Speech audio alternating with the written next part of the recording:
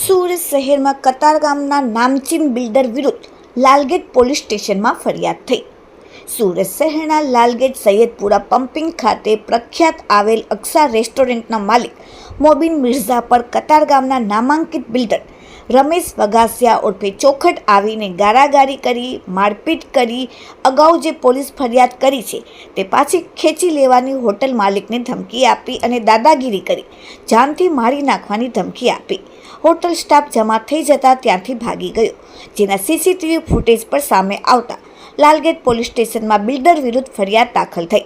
હાલમાં પોલીસે સમગ્ર ઘટનાની તપાસ શરૂ કરી. Bureau report, daily India TV, Surat.